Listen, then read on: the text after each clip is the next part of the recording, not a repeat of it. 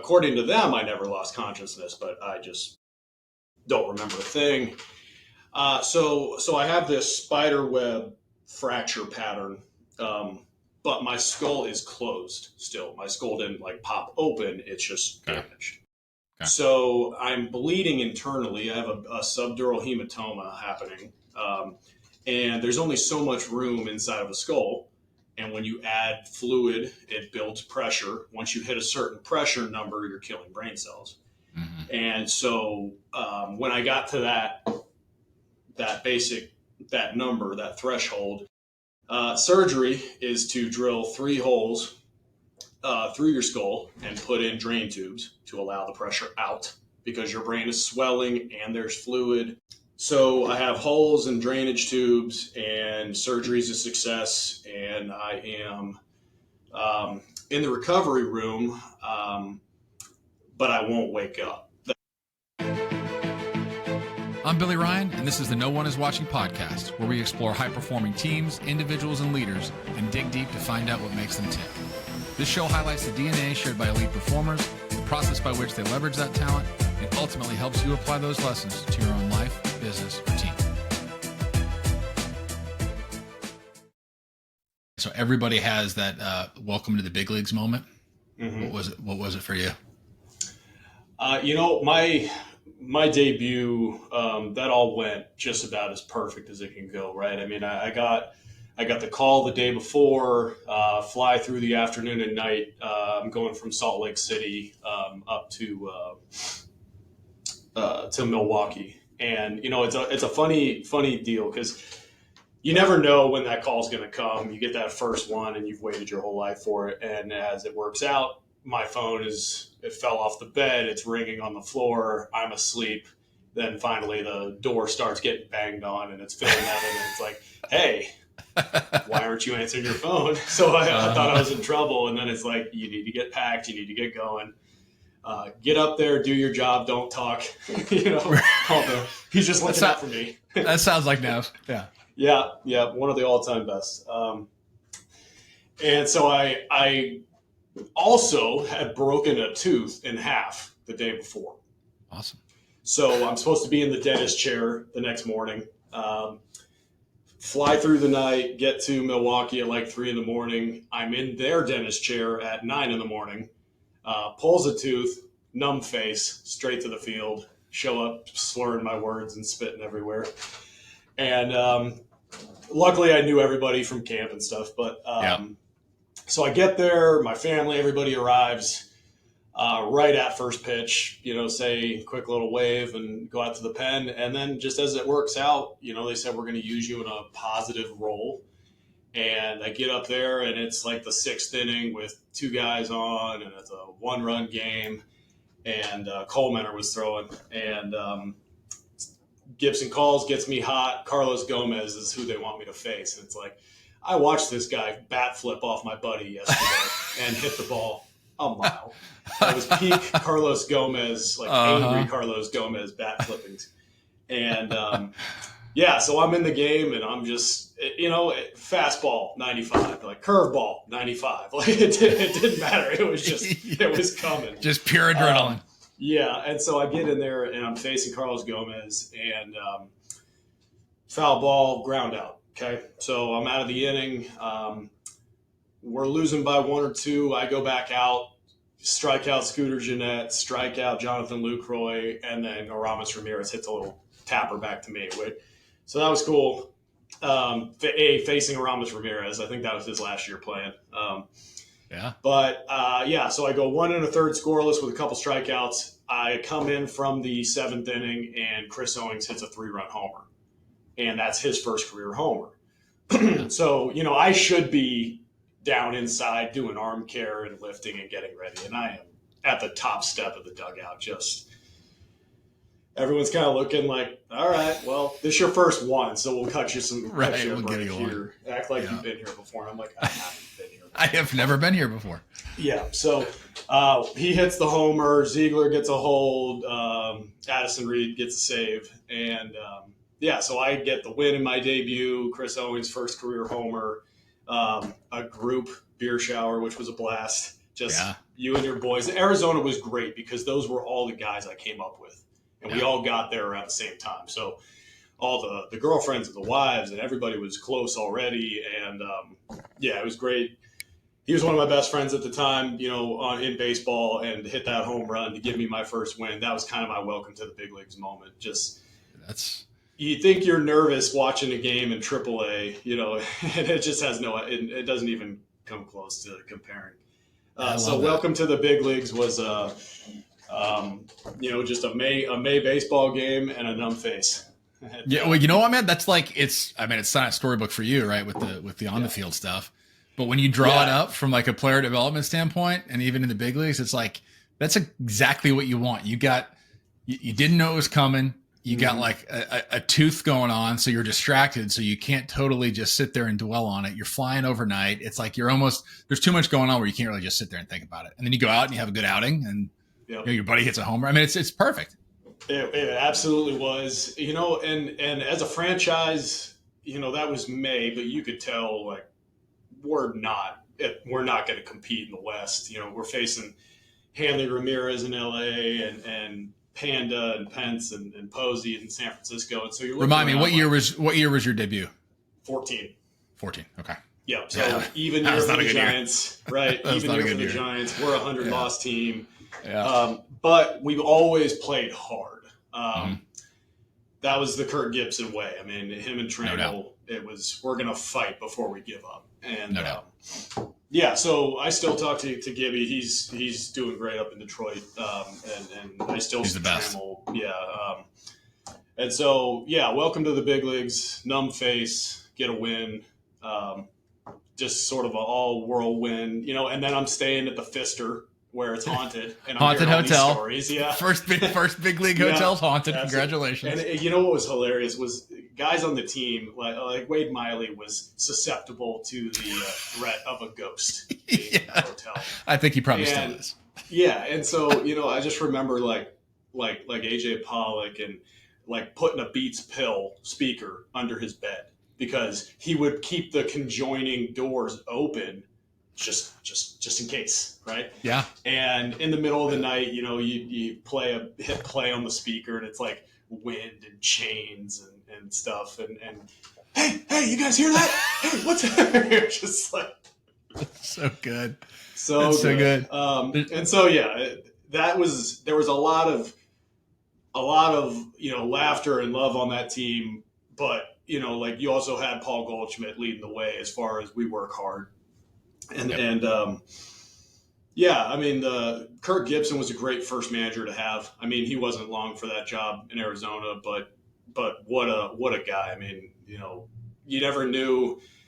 You get on the bus and he'd have a neck brace on, and you're like, "What's going on there?" And he's like, football injury, flared up or something. And so you never knew with him, but obviously an ultimate competitor, and that rubbed off on us because you could tell he hated losing.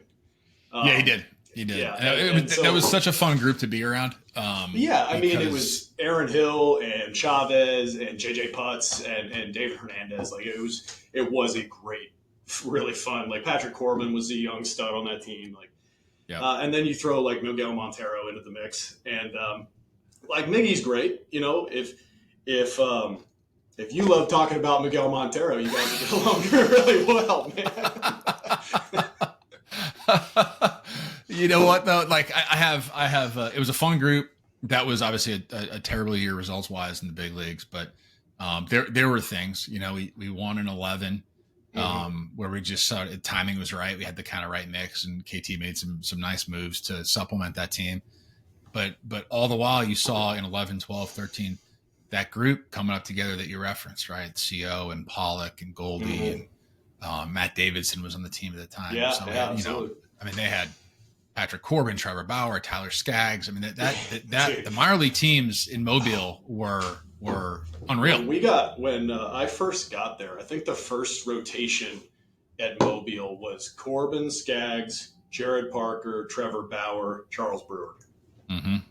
And that was like, no kidding, we're going to go win. Yeah, right. Miley was in there at one point. And when I got drafted in 11, basically like going rookie ball was rookie ball, but then I got sent up to Visalia to high A and then to double A. And everywhere I went, I was basically following the legend of Paul Goldschmidt. Like everywhere. Gosh, Goldie's just the best. And then by the time I made it to Visalia, he just got called up to the big leagues, and then he hit a home run. We were watching it live in Visalia. He was. I've told this story before about Mobile. I mean, that not just the pitching staff on that team, but you had Goldie, you had Pollock, you had Matt Davidson. I mean, you had multiple position player big leaguers. I'm sure I'm forgetting a couple guys. Jake Land was. We even had people like Taylor Harbin or Ed Easley was catching, and even though Ed didn't make it there, what a great leader! Like really good organizational player. Yeah, great. Yeah, he would have been an all-time great backup career catcher in the big league. Just and you hit a good point with Gibby and Tram. I'll always appreciate my time with those guys, and you referenced 14. And Gibby wasn't long for that role, and he gets let go at the end of the year with 3 games, 1 series left to go, a home series. Yep. And Tram's his bench coach and his best friend, and he was asked to manage that team for the last 3 games of the year when his best friend just got fired. And I know a lot of guys would just say, "Screw that, I'm going." I know I'm next, so I'm going. Right? And Tram being Tram, he said yes. He handled it with class. He managed that team for the last 3 games of the year. I shouldn't have been surprised, but it was just really impressive, to see people You're right. handle it the right way. No touch of class should surprise you from Alan Trammell. Yeah, right. I also had the Ryan Braun incident in that year in 14, and that was also a welcome to the big leagues moment. No, that wasn't the same trip, was it? No, that was when 3 months later they come to us. And I'm doing great at the time. I think I've given up 1 run in my first 2 months. It's going really well.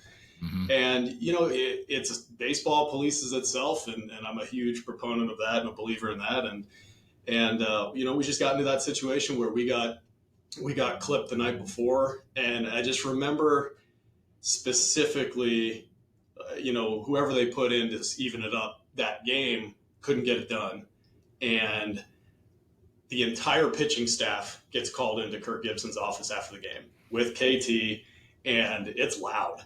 And it's just and because you couldn't, get this done, here's your ticket to AAA. And he got sent down. I'm like, damn, whoever, if it's me, I'm smoking somebody because I just do not want to go back to AAA. Yeah. And, I told my wife the story, and she's just like, it's going to be you, isn't it? And I'm like, sure feels that way, honey. Yeah. And it's baseball. You do it the right way. You hit them in the leg, you hit them in the butt. Nobody is going to get upset about that unless it's happened all the time. But yeah, it's 2 outs and Braun's up third when I come in and a 2-1, we're winning, and we probably already had 75 losses at that point. But he said, "Hey, you shouldn't, but if you get to him, you hit him. I don't care what happens. It's gotta happen." And infield single, broken bat single, got second and third, and I look over at Gibson, and he's just basically, I'm like, all right, I got it. We're going. And it's funny to laugh about now. I mean, I threw the first one right behind him. It was basically the same pitch twice, but he went in towards the plate, so it goes behind him. Hits off the backstop, comes right back to Tuffy. No movement. Nobody goes anywhere. And so then Ted Barrett walked the baseball out to me, right? And it told Tuffy to stay at home plate and walked the baseball out to me and gets in my face. And, hey, what happened there? And I told him it slipped. And, it's one of those funny things. I joked with him in the past, and I'm like, Ted, what if I had just been like, Teddy, I tried to get him. I missed. I'll get him right here. I'll keep him below the belt. He just starts laughing, and he's like, well, I probably would have let you do it, but theoretically, I'm supposed to eject you the second you say something like that. It's like, well, I promise no one's ever tried to tell the umpire, hey, I'll get him right here. Don't worry. Yeah. So I get him on the next pitch, just right in the butt, right where it should be. I get ejected.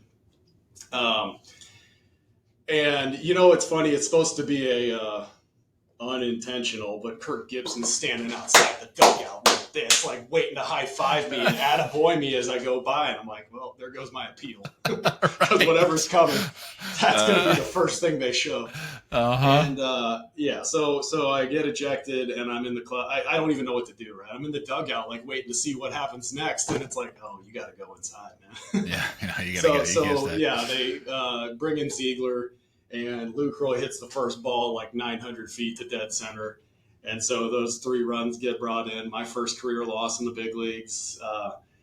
And then I get, I kind of got first win and first loss against the Brewers. Yeah, exactly. There you go. And so, I get to the 2 days before, a guy, I want to say for the Rockies, hit somebody up high on purpose, and he got like a 3-game and a $10,000 fine or something.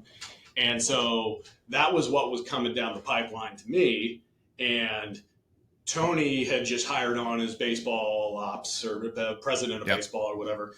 And Joe Torre was the enforcer for MLB at the time. So he called Joe, said, "Hey, Joe, hit him in the wallet. No big deal." Right. And so my suspension, all that got dropped to a $1,000 fine or something.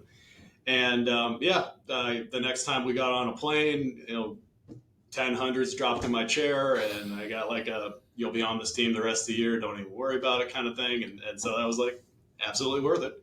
Yeah, well, there you go, man. Dude, that's folks of Milwaukee wanted me dead.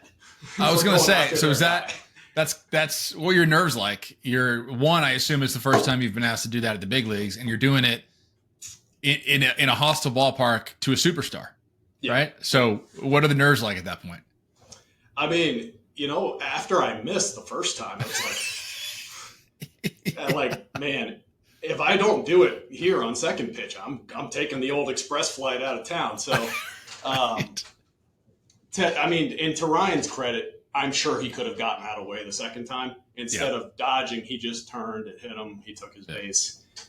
And I played with Ricky Weeks later, who was on that Milwaukee team, and he found me, and I didn't even have to introduce myself. He's like, "I remember," and I was just like, "What'd you think about that?" He's like, "Well, Braun is what Braun is, but from our angle, that was about the funniest thing we've ever seen." Because at that moment for us, at a 100-loss team, some things matter. Well, yeah, I mean, look, at that point, all you've got is moral victories, right? Not surprising at all about the sort of reception you got on the plane after. Yeah. That's something that applies to everything, right? Like at the end of the day, you gotta have your teammates back, whether it's on the field or not. And everybody can say, "Oh, I got your back, dude. I got your back." And I remember I had a conversation with Brian Snicker years ago, and he's like, "Yeah, man, everybody likes to say they got your back. They got your back. Like, if you've really got somebody's back, you don't really have to tell them. They know you've got their back, right? Yeah. It's usually the guys that are puffed up about it that are like the last ones to kind of jog in slow from the bullpen when the dust up happens. Man, those dust ups. I've been in one when I got to Double-A. Let's see, the next year in 12, Alfredo Marte. Yeah. Decent prospect at the time, hitting the ball pretty well. The Brewers had their top prospect in the organization on the mound, and Marte took him deep in the first, hits a double off him in the third. Guy hits him in like the sixth, hits him again in the seventh, and Marte dropped his bat and went straight out there. And that was an actual melee. Yeah. Right. And the bullpens aren't that far away in Mobile. So you're like, I think I remember seeing the footage of that one on video. Yeah, he just set his stuff down and went straight to the mound. It was as good as anything I've ever seen. In the big leagues, I've cleared, we cleared probably 10 times in my career. And it was always just a standoff. Yeah. Just pushing and shoving. Yeah. Yeah. Like we did it with the Giants a lot. And you always just had whoever the biggest guy on our team was standing in the middle with Bumgarner, like, or like they've got a hand on each other. This isn't going to happen, is it? Are we doing it? Like, and then it would diffuse, and they'd kind of be like, "We good?" And I'll see you later. Okay. So you came up with the Diamondbacks, talked a lot about that, the people that you were around. Yeah. I mean, you had the opportunity to go play for multiple organizations, right? Four or five teams from there. Yeah. Yeah. What was it? I had the head injury in 15, come back, in 16, and I'm physically able in 16, but, emotionally was still riding a roller coaster. So let's pause on that because I want to obviously get to that, right? Like you get a traumatic brain injury, you get smoked with the line drive. Like, just walk me through that experience. Yeah, it starts by getting sent down. I'm the youngest guy in the bullpen in the big leagues, but I've got about a 4.5, right? So it's not going as well. It had started to improve because I had like a 6.5 at the when the year started. And so I get sent down to AAA. I get sent down to AAA after like back-to-back 12-inning games because I'm the only one that had options. And hey, it's just 10 days. You'll be right back. And I went down to AAA disgruntled and pissed and absolutely got my teeth kicked in during those 10 days. I gave up 12 runs in 4 outings or something. And 10 days are up, and I'm like, where's my call? Yeah, they're like, right. They're like, are you kidding?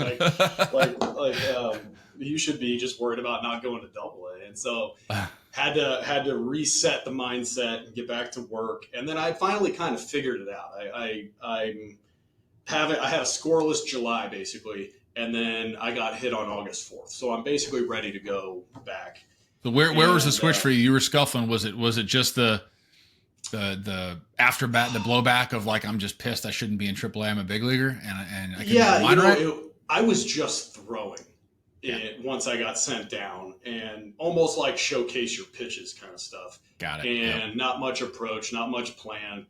And so I really had to get back into competing and pitching, not just trying to put a radar gun number up or something like that. Got it. Okay. So I had figured it out just by dialing back into pitching and all the basics on how to survive. And it's going well, and I'm coming in. We're in El Paso. And like I said, it's going really well. Going out to pitch, get called in for like the 8th or something. And 2 quick outs, 2 quick strikes on the third guy, and 95 with a little of this going in, and 107 coming right back at me. And it's one of those things you kind of wish you couldn't remember all of the detail, but I honestly can. I can remember it all. And, really? I threw it in there, and it was just down and away, good spot. And the lefty just dropped the barrel on it and just shoots back at me. And I tried to go this way, and it just came right between my shoulder and my glove and smokes me in the temple. And it hurt a lot. But pain is pain. You can deal with pain. But the scary part was I couldn't hear. My ears were ringing so loud that, was it Joe Metz? The Joe Metz gets to the mound. He was the trainer. And he's talking to me, and I'm reading lips at that point. I cannot understand a single thing. I can't hear anything except for that high-pitched, ringing sound. And, it hit me so hard, it ricocheted all the way to first base for a 1-3 put-out to end the inning, which I thought, poetic justice. Right. So I get smoked. By the time I get up with help and head off the field and get to the dugout, I'm starting to dry heave at that point. So the concussion symptoms are starting to show up. Yeah. Never had a concussion before, never had a head injury before, besides your typical bang your head when you're little. And I get stretchered, and I'm starting to dry heave some more and get sick. About halfway to the hospital, or at least what I assume was halfway to the hospital, is just it goes black. My memory just goes straight black. And according to them, I never lost consciousness, but I just don't remember a thing. So I have this spider web fracture pattern, but my skull is closed still. My skull didn't pop open; it's just damaged. Okay. So I'm bleeding internally. I have a subdural hematoma happening. And there's only so much room inside of a skull. And when you add fluid, it builds pressure. Once you hit a certain pressure number, you're killing brain cells. Mm-hmm. And so when I got to that that number, that threshold. Surgery is to drill 3 holes through your skull and put in drain tubes to allow the pressure out because your brain is swelling and there's fluid. So I have holes and drainage tubes, and surgery is a success, and I am in the recovery room, but I won't wake up. That's the scary thing in head injuries when you have to do surgery and stuff is the chances of a coma happening or going into a coma are significantly higher.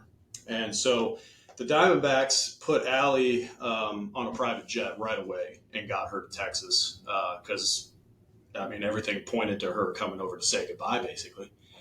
And we had just gotten a puppy at like the All-Star break the year before, which was silly. I'd been a big leaguer for like a month or two, and Wade Miley went and bought a dog on the All-Star break because he was bored. Me and Allie went and did the same thing. And great decision, bad decision, but great decision. Yeah. And so she's flying to Texas with Butters, our dog, because she has nothing she can do with Butters, and brings Butters to the hospital, and they're trying to kind of keep the dog outside and stuff. And so I'm through surgery, and the surgeon calls in Nevin just to see if his voice will wake me up a little or get me to my eyes to open. And so no effect. And then the surgeon calls in Allie. Allie comes in, talks to me, gets my eyes to flutter just a little bit, really no reaction. And then the surgeon's kind of looking for answers, and he calls in, he says, bring the dog in. Give me Butters. And bring in Butters. And so Butters is all of 10 pounds at the time and just white and fluffy. And Allie put him down on my chest. He got very excited that I was there. And just in this almost movie script moment, he like raises up and hits me right in the chest. And, obviously this is secondhand story told to me, but sure. My eyes open.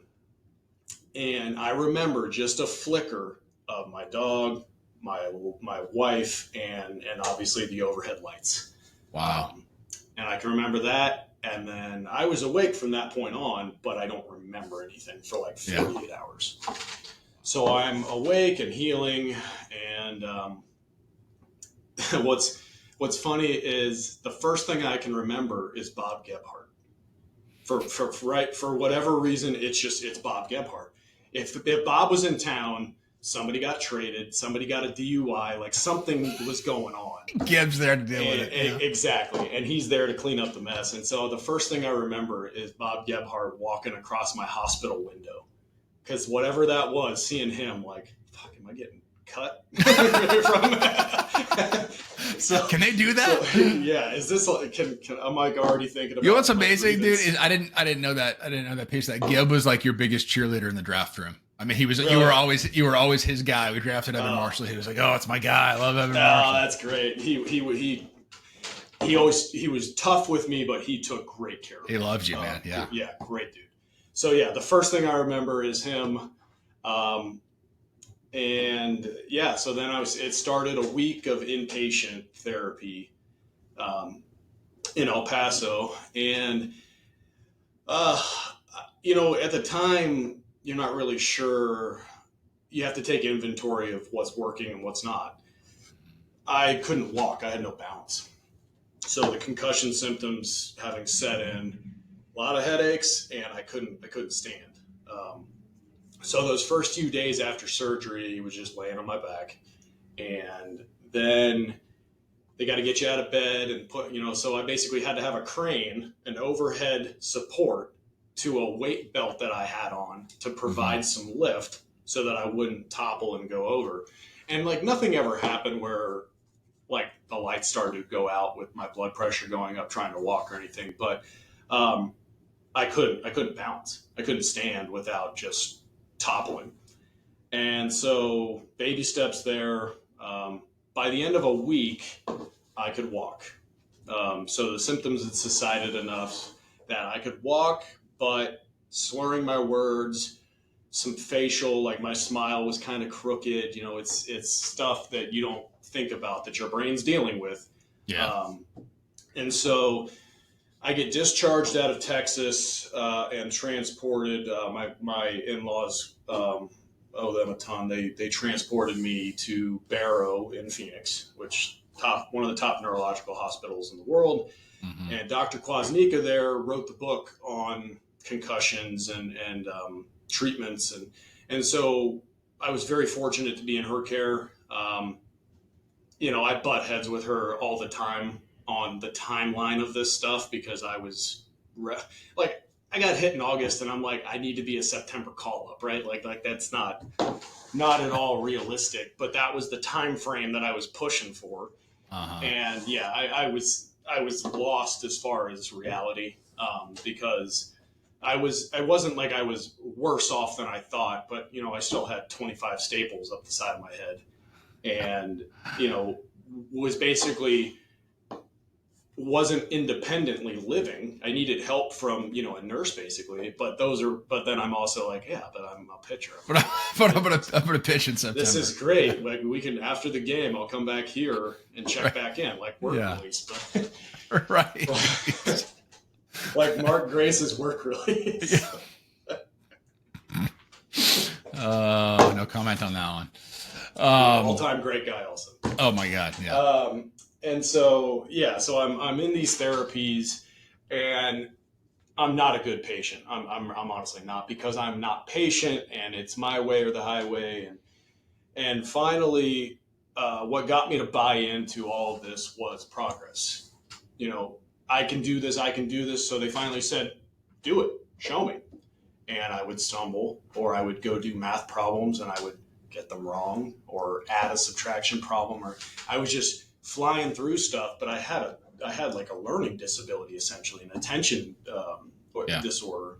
Right. And so I had to be proven that I had a problem to understand that I needed this stuff. And so that's where my buy-in came from, was they basically said, you think you're fine, show me. I'd fall, and then, okay, maybe I do need to do this stuff. It started out with, all right, we're going to stand on one foot and count to 10. It started out as basic as that. And what I found was every time that I would succeed, the next day they'd take it 10% further. And so I could stand on one foot. All right, now stand on one foot and we're going to say the alphabet. I couldn't even get sounds to come out because my brain was so focused on the balance, I couldn't multitask at all. Interesting. And, mumbling for a day or two, and then all of a sudden, and the letters are starting to clear up and come out. All right, now every time you say a letter, I need you to tell me a food that starts with that letter, right? And so every time it would just go further and further and further. And I was bought in at that point because I could not get words to come out. So they explained it. Look, your brain only has so much power and you're using all of it to focus on this. So don't feel bad. It will get better. But this is why we're doing this. This is why you're here. So then I could start to say animals. Then it would be tell me a food, or stand on one foot in front of this touch screen and the letters of the alphabet are moving and you need to find them in order, and I'm going to yell out something and you got to say it starting with that letter, right? And then stand on a Bosu ball and we're going to throw beanbags to you at the same time, right? So every time that I found some form of success, they would divert my attention in another direction in addition to what I was already doing. And so by the end, I jokingly say that I got smarter throughout the process. I hands down did, because the entire time was brain games. It was like studying for the ACT. Mm-hmm. And so I came away from that, like, my processing power was off the charts. I'm solving puzzles. Hey, here's 9 numbers I'm going to give you. Read them back to me in smallest to largest. So I could do this stuff where I was organizing information in my head and visually could see it and say it back. So I genuinely say that I got smarter during the process, but would have loved to avoid it all. But right. Well, it sounds like you retrained your brain literally. Essentially. Since then, I've found value in keeping up with those types of things and engage your brain in that way, just because I think it keeps you sharp. Sure. And so I'm getting back. I'm physically able. I'm doing towel drills. I'm doing push-ups. I'm working out again. I'm discharged out of Barrow and going 5 days a week outpatient. My wife's driving me because I'm not cleared to drive a vehicle yet. And yeah, it gets better and better and better. In September, I got to go to the field and do a couple interviews and like take the lineup card out, which was cool. Just to be out there. I was touched that they thought of me like that. That was very cool. And yeah, so then I'm back in therapy. I got to go home for December, basically, for just the get away and reset. And that was good for me. Came back ready to work, but as physically ready as I was, because now I'm throwing and long tossing and it's all back. The emotional side of it was something that I wasn't really prepared for, because I'm emotionally tough and as strong as it gets. And, I still was flinching for a long time. Balls coming back at me, whether it was catch or being hit off the bat. And so, the D-backs desensitized me by taking tennis balls or safety softs and, hey, go stand against the fence and we're just going to ease our way into this. And by the end, I'm catching balls and it goes back to muscle memory. But, for at least a whole year, at least all of 16, every ball hit within 10 feet of the mound. I'm getting out of the way. Yeah, and sure. I couldn't in that split second instant. You can't tell yourself not to do it. It's just reaction. And well, and so then you've got the aftermath of that, right? Like then you start thinking about the reaction that you just had, and that's how the reaction. So it snowballs, I imagine. Yeah, exactly. Well, it's like, damn, I thought I was past that, but here I am. Right. And so 16 was tough because I was fighting several fights at the same time. Which was complicated. And, I probably needed stability over everything else, just something stable that I could just lean on. And I just didn't get that. I went up and down like 7 times and wore myself out, where I just didn't want to be a baseball player at the time anymore. And I don't go up for September, and I just went home and got as far away as I could. And, started to watch a little bit on TV, maybe like a good playoffs game or something, and that sort of sucked me back in. Were you considering walking away at that point? I wouldn't say walking away, but I just knew that because I didn't have like a what's next plan. I didn't know what the hell am I going to do with my life. I haven't established a avenue for a second career or even finished my degree yet. Yeah. So the dream of, all the money and baseball and stardom and all that's still there. And I knew that I at least wanted to give it, my full attention still. So I never considered hanging them up just because I didn't know what to do next. But I knew that there were plenty of times where I didn't want to be where I was in the situation that I was in, just because it hurt. Yeah. And, so I get away from baseball and I come back and, I have a good camp. I'm probably the odd man out in 17, and I get traded or designated and claimed something to Seattle, which was Mel Stoudemire had gone there to be the pitching coach. So DePoto and Mel and they brought me over, and it's going really well. It was my fresh start, new organization, put all that stuff behind me. And it's going well. It's a good team. It's Nelson Cruz and Robinson Cano and Gene Segura, and Edwin Diaz was closing on that team. And so a lot of star power, Felix Hernandez too. And as just baseball happens, I tear my hamstring off the bone basically a month into the year, and then I go miss 3.5 more months and finish September strong. But now I'm a free agent, and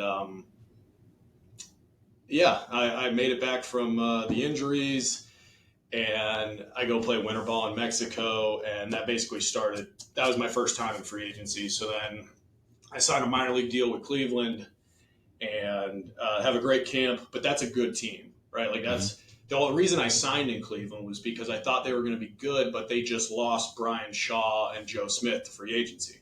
So I thought opportunity for a righty, and it was there. But they had 40-man problems and stuff, all the same stuff you hear. So go down, do your job, we'll get you up here. And the one thing about being in Cleveland like I knew Bauer from when I got drafted with Trevor. And he started that movement in Cleveland of like all the pitchers watch the bullpens, because he's out there with the iPad and he's telling Corey Kluber, if you turn your grip just a little bit, your slider efficiency is going to go up. And that's a Cy Young winner 2 times over already. And he's listening to Trevor Bauer. And like, to Trevor's credit, you can love him, you can hate him. He's one of the smartest people that have ever been in baseball. And he didn't have necessarily a slider that he was proud of. So he just went and took all the data from Kluber's slider and he replicated it the offseason and learned how to make it spin that way at that rate. And then that was his best pitch. And that's pretty much what Trevor was like. And he would actually make everyone around him better. And so I got better by learning how to tunnel. He's the one who introduced me to, like, if you throw a 4-seamer here and you throw a curveball through the same slot and then it breaks, they've already commit to a swing And so I learned why my changeup was successful was because it was spinning on the same axis as my sinker. And so the hitters had to do the which one is it game. Yep. And that probably kick-started the good run I had with the White Sox. Was it started in AAA with Cleveland. And then, I get signed with the White Sox the next year, basically have a scoreless camp, don't make the team, have a scoreless April, get called up like May 1st, and then I stayed scoreless all the way into like late June or something. I was on a crazy run. It didn't matter who I was facing, righties, lefties, the splits, it did not matter. If they put me in, I was going to get a 0. It was awesome. And so then, I'm setting up there. That team also is a 100-loss team, but Chicago's a great city, and I'm successful again, and that feels great. And then, then I make it through that, and it's time to go to arbitration 1. And I agreed. You go through the process of them telling you how much you suck, and you say, come on, guys. Did you go to a hearing or go to a hearing? Or is this just negotiations? Okay. No, just the negotiations. And it's not that they said, hey, you suck. It's that, hey, here's your comp that we see for you. And it's the mop-up guy in Oakland that's making $800K or something. You're like, damn. I was having a good morning, and here I am. Yeah. And so I ended up, you do the back and forth and no hearings, because honestly, I don't think it would be worth it for me to go to a hearing. And I think I agreed at like 1-1 or something. So huge bump in pay for me. So happy just to be there, because it took me 6 years to get my 3 years. And COVID hits. And so now I'm, camp shuts down in 2020, and I'm at home throwing live BPs with a high school team, basically. And, because, all this media stuff about the millionaires are greedy and won't take a pay cut and all this stuff. And so we, the deal ended up being, just prorate, which is they were entitled to give us that. We were entitled to ask for that. And that's where it worked out. So my 1-1 was going to turn into like 490, something like that, let's say. Then if you were a contracted player, not a rookie deal, none of that. So since I had an ARB deal, they fronted me like $289K to pay your bills during the COVID shutdown. Club did, or the union did? No, the club did. The White Sox did. Okay. But when the season started back up again for August and September, you had to earn that money first before then your paychecks kicked in after that. So I didn't actually collect a paycheck in that COVID season until the very last one. I got a paycheck for like $3,000. Oh man, I didn't realize that. So So it changed things. You finally get to the better pay to then have it taken away. But while I certainly deserve to be in the big leagues and I'm pitching really well, there's always that thought in the back of your head that maybe you're fooling them and you're a fraud, and let's hurry up and get paid before you're found out. Hey, real quick, if you're getting value from the show, do me a favor. Hit that subscribe button, and if you're so inclined, go ahead and leave a 5-star review while you're at it. It helps more people like you find this podcast, and honestly, that simple form of support, it makes a difference. All right, back to the conversation. And so I have that good, like COVID was good for me. Yes, I lost some of that money, but the next year was only 2 months and it was going to count for a full year. Mm-hmm. And so if you can just fool them for 2 months, go into ARB2, you've set yourself up well. And I think I gave up a run or two in my first outing, and then I just went on a pretty good run and ended up with like a 2-2 at year end. And that extrapolates out to a very good year as a reliever. Yeah. And so then 2-2 earned me a raise in pay and stuff. And arbitration was much easier that go around. And then, life happens and blow my elbow out and try to rehab it in 21. And it just wasn't working. So I'm sitting there thinking, I've got ARB3 waiting. How about us and the White Sox? We'll tear up ARB3, do like a couple year extension, make it for minimum, and then performance-based, incentive. And they were just like, here's your minor league deal. And so they offered to rehab me off the 40-man at the facility. I had a good setup in Wichita as far as where I could do rehab and stuff. So I thought maybe I'll just be home and be a dad. I had have two boys, but my youngest had kind of just been born. And it was a good opportunity for me to get to do the little baby stuff. And so I had a great time doing that. Andrews did my surgery, and I rehabbed at home. And, I was coached either direction, hey, stay with the baseball teams, stay at a complex, keep working out, supervise, or go home if you have a great setup and be a family person and stuff. And I chose to do that. And I made it back pretty quick from the TJ. And how much did your experience going through your injury shape your decision to go do it at home instead of staying with the team? I don't know if it was necessarily my injury that shaped that decision. I just had this vision of like, I'm going to play golf 4 days a week and be with my family and go to rehab and get my workouts done. That's kind of this vision I had for my stay at home.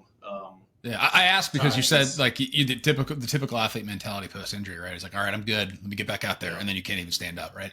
So that you've got this like unrealistic alpha achieving mindset. Yeah. And then, you almost die, right? You have an injury that could have killed you. You've got a young family.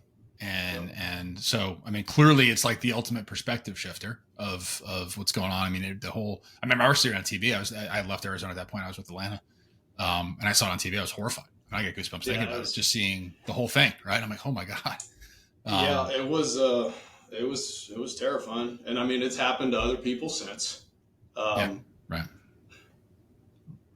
Like I remember Zombro with Tampa when that happened, and like, they're all different, but they all are kind of the same, right? And so fortunately, I was able to make it back.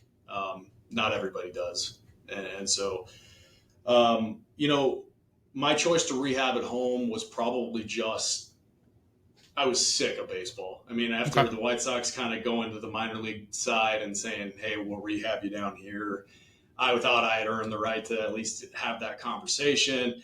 And so I sort of was kind of, screw it, I'll go home. So I did it at home, and I still love that just for the time I had with my family. And I come back from it. Let's see, 2022 was TJ. So I come back in 23, and I'm training for showcases to go throw in, let's say, like February, just to show teams and sign and go right to camp with somebody. And I'm working out for that and popping the elbow. And so that was my flexor tendon tearing for the first time. So, I get a PRP shot and they're like, you gotta rest for 6 weeks. And so my showcase stuff was gone. I want to say like March 10th or something like that. Nevin calls me and was like, we'll sign you now and you can come finish your rehab with the Angels and then we'll get you out on the field. And so that's a great offer to have. So I sign, I go to Tempe and pretty much just started the rehab process. And it was like beating your head against a wall because every time I got close to that 90 number, I'd get a jolt in my elbow and it would have popped somewhere else. And then I'd shut down for a month, build back up for a month, throwing hard again, get near the 90 mark. And so finally, by like the middle of September, right, it's gone the whole year. And it's the middle of September and I'm throwing hard again. I'm 92, 95, just in the pen, like letting it rip. And they're like, there's 2 weeks left in the year. I mean, we're not going to make this big procedural move.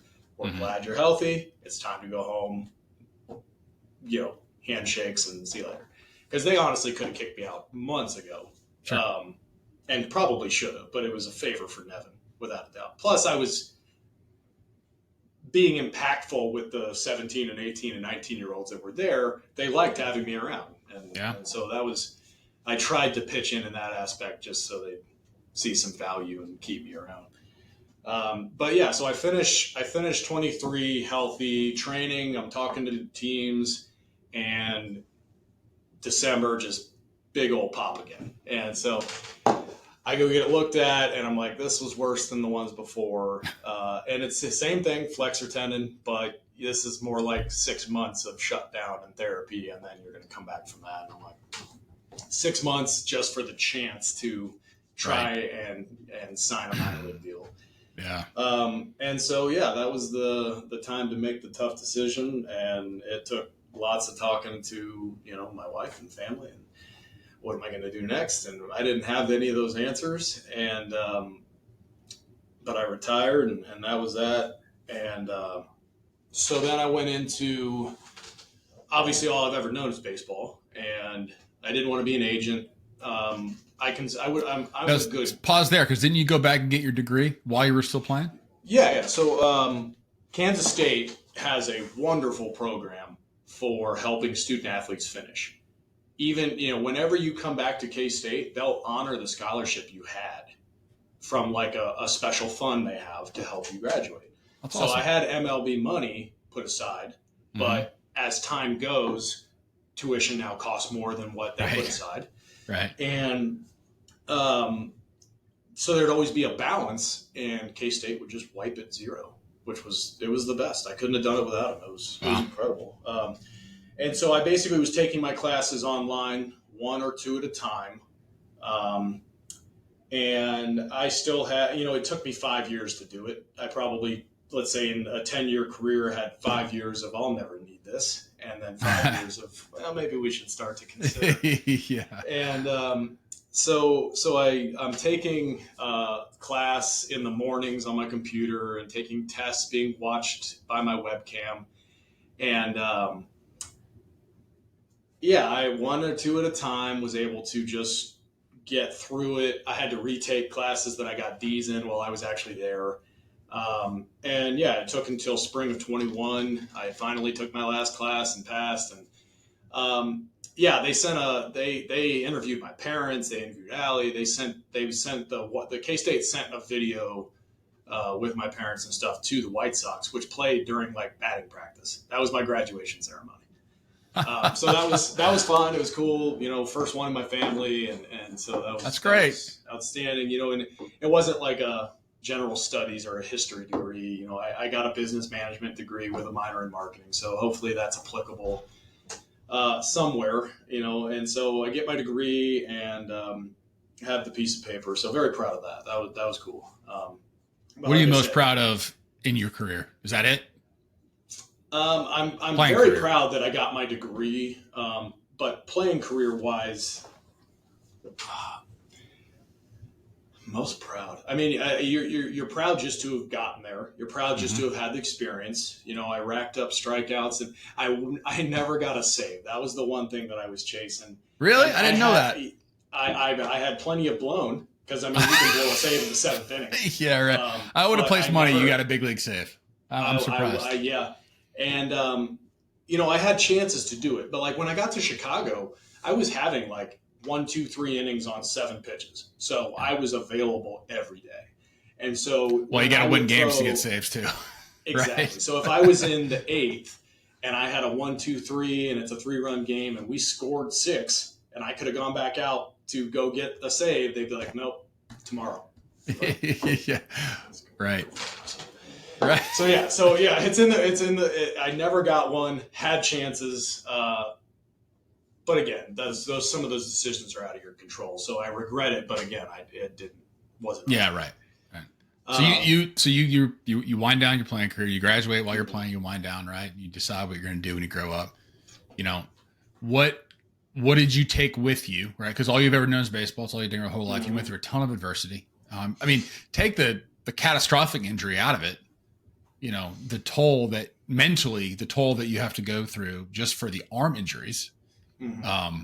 is significant, right? So like, what habits or disciplines from your days playing did you take with you as you made this transition to the next career you're going to make? Yeah, while I had the talent and the skills, I had never looked at it from a business perspective of what was applicable, what was going to help, right? So I had some friends. I work at IMA, and I had some friends that also work at IMA that I met at the golf course while I was still playing, and they just said, this might be a great deal for you. It's a lot of networking and relationship developing and just being able to talk to people. And so you get done with baseball, you consider your options. Do I want to be a rookie ball pitching coach? Do I want to write reports in the basement for the front office to try to get boosted up to that? And both things that I would be good at. Like, I'm a good coach because I failed my career. I failed upwards, essentially. I learned how to fix problems by failing at it and fixing it. Yeah, that's a great point. I talked to Getz in Chicago or, Dan Carlson in Arizona. And it's just like, you're signing up for twice the hours and a fraction of the pay as when you were a player. And it was basically, do I want to be gone for 10 months of the year again? Or do I want to sleep in my own bed and find something that checks all the boxes in Wichita? And so, you look at these options and then you say, well, I can definitely make a little more money and be present at home. And that was the only sure thing I had in my hand was from IMA, that there was a base pay option, right? So all these businesses, if you're going into sales, you're going into whatever, you're going to keep what you kill. You're going to make commission off your sales. And I didn't have a clue what anybody was talking about when it came to that stuff. So I needed like some base pay, some security, to allow me to learn and take class and understand what I needed to be doing. And that's what IMA provided. They gave me a base pay to pay my bills while I take class and learn. And then, the comp structure transitions off to, making money off your book eventually. Yep. And so, yeah, I'm very grateful for IMA for the opportunity that they've provided. I work in insurance and I can have that conversation now, but like, I didn't know what a deductible was till I was like 28, right? Like, it was just, I had no reason to understand the world of insurance. Right. And so, now I work a lot with sports and entertainment, and I call on people like yourself that we cross paths that have, the life has led them to other avenues. And I still talk with pro franchises and risk managers for, teams in the big leagues. And that sports and entertainment avenue has kind of opened up. It's not just baseball, it's golf and NBA and NHL and all the things that I actually am good at talking about. I just get with business development people in these franchises and just find ways to, find some synergies whether it's employee benefits or work comp or any liability stuff where I get to cross paths with pro sports again and get to do my job at the same time. So even without like the base knowledge when you started, right? The sales, business development, right? You can't be afraid of failure, right? And you touched on that, where that's why so many organizations seek out ex-athletes for those specific roles, right? Because you gotta be aggressive sometimes. You got to get out of your comfort zone. You got to be like, okay, that person just told me to pound sand. I got to move on and go talk to somebody else. And not everybody's wired that way, right? You obviously, just being an athlete, I think most folks, not all, but a lot of folks are sort of predisposed to be able to like bounce back from that. But you especially. There were some executives in this company that just sat me down and just said, look, you made it to the big leagues because you're resilient, because you're dedicated, because you have your process that you have to do in order to get successful results. The same stuff applies. You just have to fill in the blanks with what the new process is. Yep. And But there's also a difference between somebody telling you that you can do it and then actually doing it. And so, well, it's probably akin to, getting to the big leagues and standing big leagues, right? You said you were there for a couple of years and you still had a little bit of imposter syndrome, right? Am I fooling? 100%. And so, right? I'd never done cold calling. I never made sales calls before. I sold what my body could physically do. Like I didn't have to do any of that stuff. And so, there's days where that damn phone feels heavy when you pick it up to go make cold calls because you're like, man, I just don't really want to do that. I don't have it today. But yeah. It's just a necessary part of life. I mean, I've been here for 14 months now, and there were times where I kind of hid from that, right? Like I'll double up my emailing or I'll go to these networking events just to avoid cold calling. and that's just a mental block. I mean, if I could email somebody and they say, oh, great, let's talk at noon today, we'll talk like we're long lost friends. But if I called the same person, the conversation would go significantly different if it started out without that warm intro. Yeah. And so I just had to figure out, you're good at this, just do it, cold call. And you get told to pound rocks, or I'm happy with what I've got, or how dare you call me. And again, that's the pro athlete stuff where you can kind of tunnel vision for the prize and everything else just bounces off. And so you get enough terrible things yelled at you out of the stands, in Queens. You play a game in the Bronx or in Queens and you're tough enough to do anything. Yeah. Right. Well, I mean, it's a good metaphor for all of us, right? Like we're capable of doing so much more than we think we are. We just got to get, push ourselves outside the comfort zone. And that so can be harder. What's been interesting is like, I want to work, in pro sports and stuff. And so like, I've talked with, Tony Clark about working with the PA or the Alumni Association and stuff. And like, I went to the Alumni Association event last year for career development and tip of the cap to the PAA, because it was a great event. I mean, the guest speakers were on point about their struggles. And it was honestly the first time I had heard anyone talk about the stuff that I was going through about what next, like, what do I do? And so that was reassuring to know, like, I wasn't alone in that struggle. And then, there was stuff there for development, for resumes, and here's headshots, and we'll make professional connections for you, or somebody in medical device sales is here to talk, or somebody in insurance, or something, about avenues and coaching. And then they had like Derek Shelton and like Bud Black was there, and so they talked about what going into coaching is like.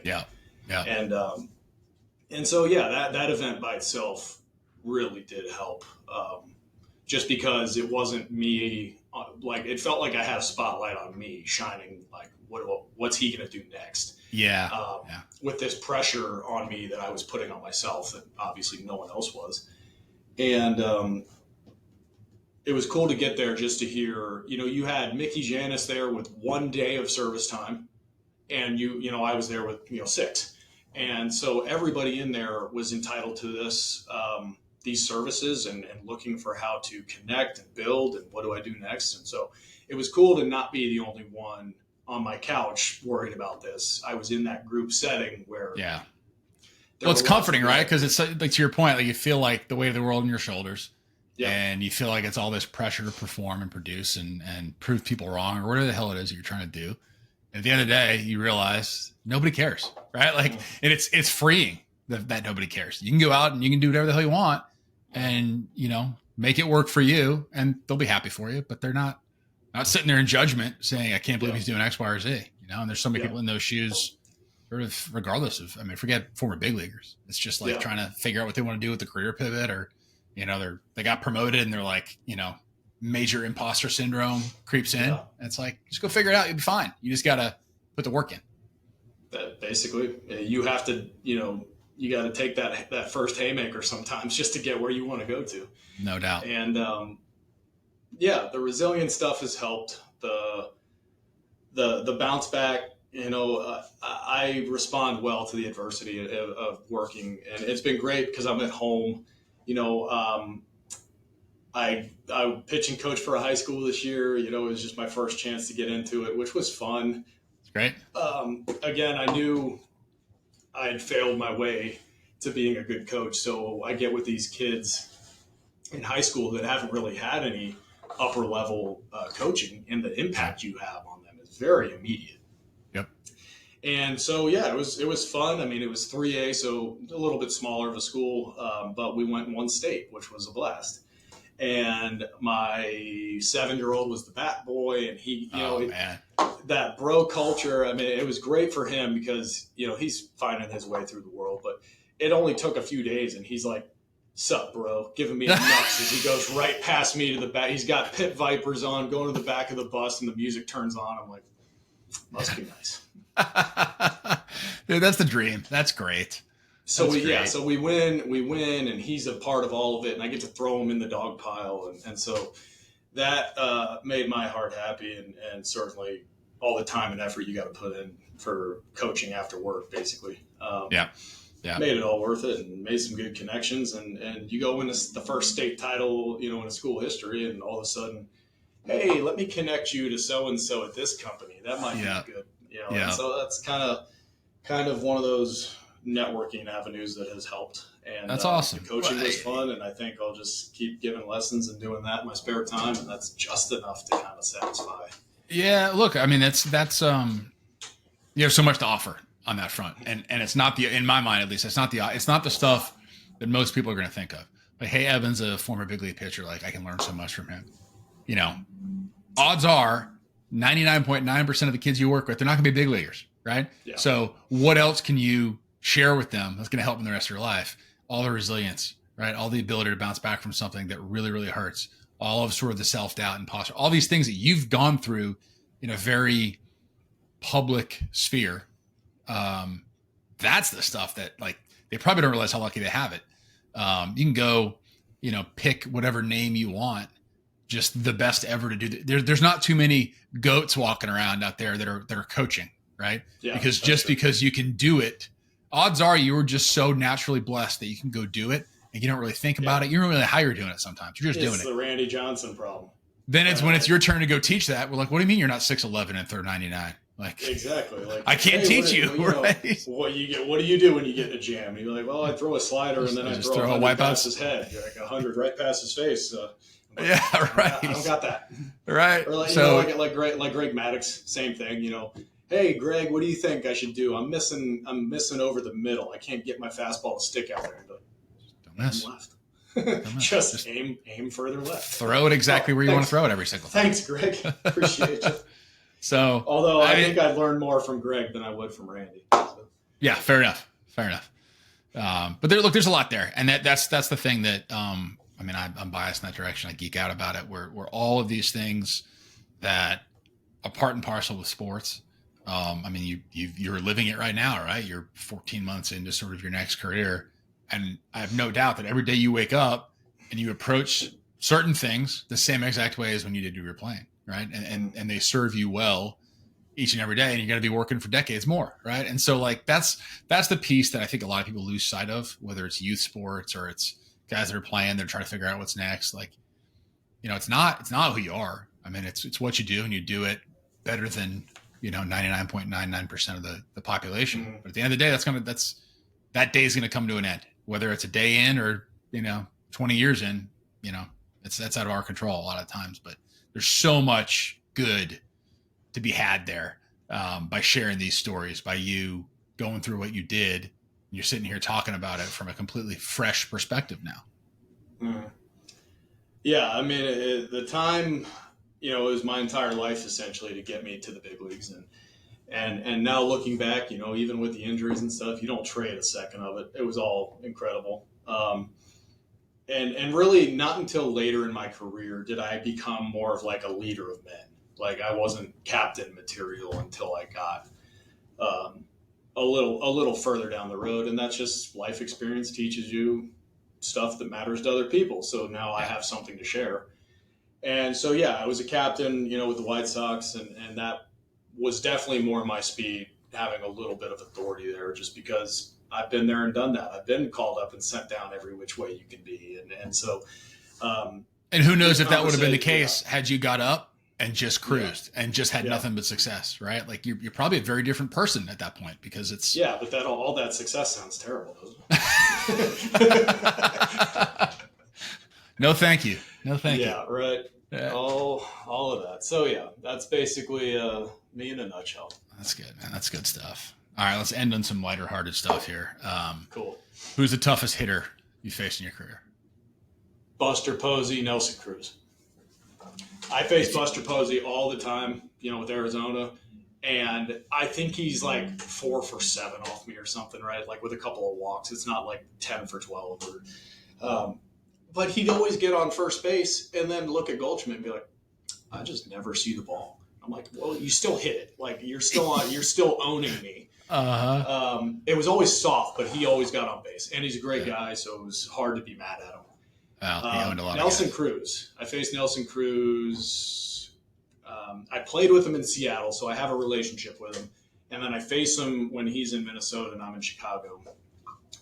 He hit a ball like 95, sinking down and in, and he inside outed it and just over the hitter's eye in dead center. And from that moment on, I put him on a pedestal like that's the greatest hitter I've ever seen.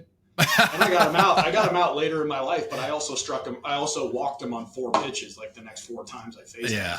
So he kind of had the mental edge on me. When you see somebody do that, you throw your best pitch and you're like, nobody can. I mean, maybe they get a 19 hopper and it goes over the batter's eye. That'll do it to you.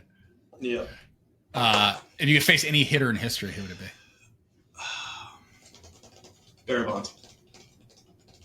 Good. I was a Giant growing up in the Bay. The biggest Barry Bonds guy, the last person to admit there might be something going on there. I don't know what you're talking about. I don't know what you're talking about. Yeah. What are you talking about? He had his, stigma, the way he acted with media. But like I saw him in a San Jose Sharks game, and he sat in the seat right behind me. He signed my program. We talked baseball. Like he was super. How old were you then? 9. Oh man. Yeah. Like that must have been incredible. Cool. Come on. It was, and I absolutely fucked the situation. Excuse me. I actually messed up the situation because all of a sudden people realize who I'm talking to. Yeah. And there's no bigger figure in the Bay Area than Barry Bonds. And so then Barry Bonds had to leave. Sorry, you got your autograph. He has your moment. Exactly. I crossed paths with him. He was hitting coach in Miami and all that stuff. And never meet your heroes because they're never what you think, right? Yeah, right.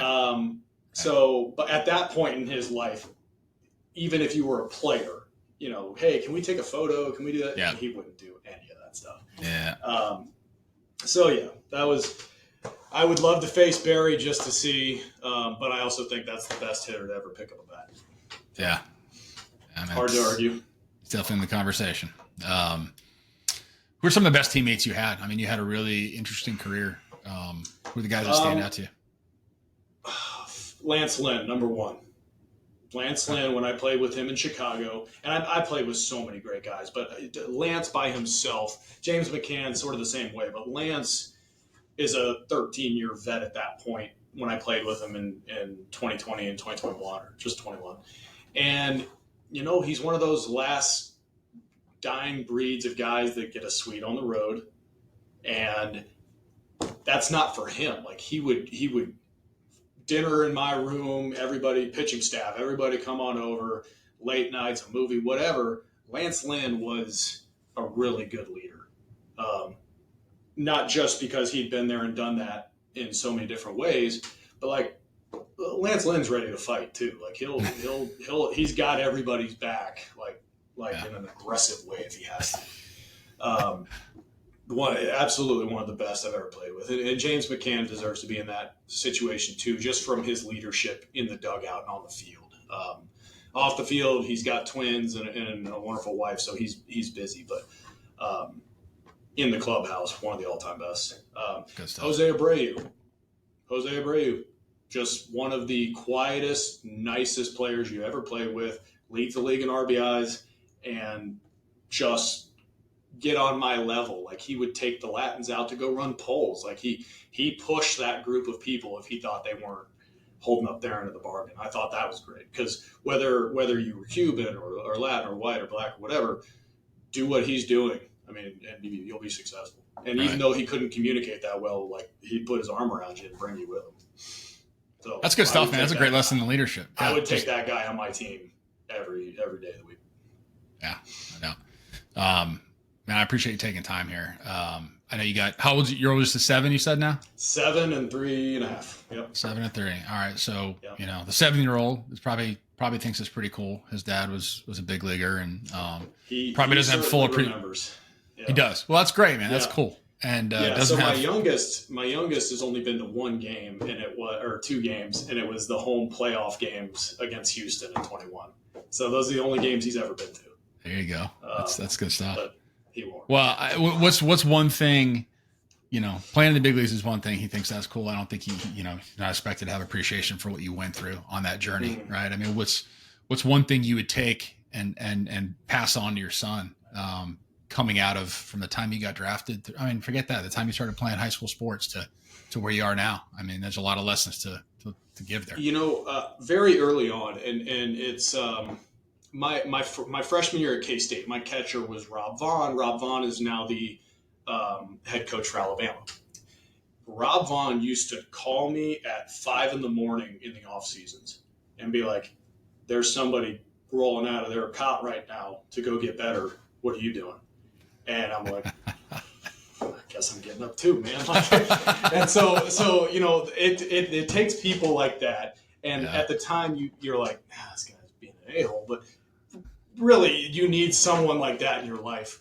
Mm-hmm. You need your person that's going to push you. And I just remember that life lesson, like, somebody is always trying to take your job, whether it's here in this office or out on the mound. And so if I could pass that along to my kids, that, don't wait for life to come to you, kind of go out and do it. Go get it.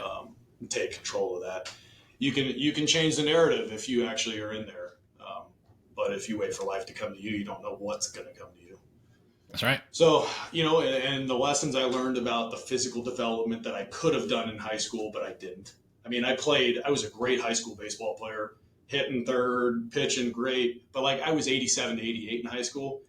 And I didn't lift. I didn't work out once. I just played baseball 4 days a week, and I was good. But I ate like crap. But I was just a good athlete.